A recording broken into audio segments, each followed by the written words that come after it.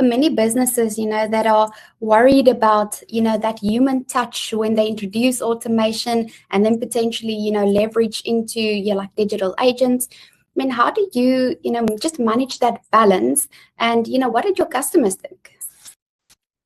So this is a concern we took seriously from the start, because automation should never become a dead end. There's nothing more frustrating than chatting with AI and you get in this endless loop that you just can't get out of. So at every point in our bot interaction, the customer has the option to connect with a live agent.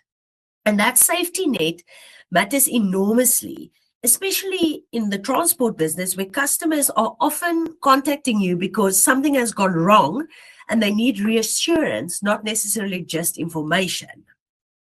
So the early days were quite a learning curve for everyone.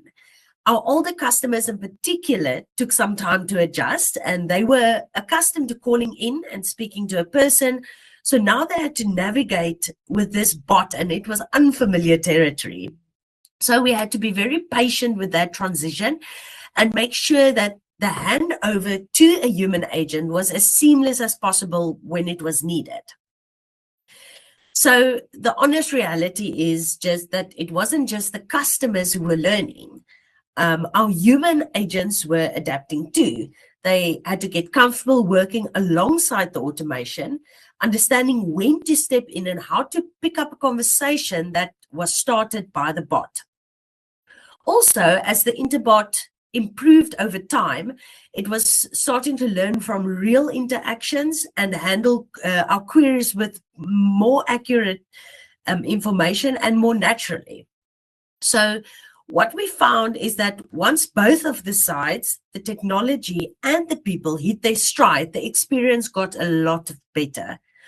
Automation handled the high volume routine queries efficiently, which freed our agents to focus on the more complex conversations where the human touch genuinely makes a difference. For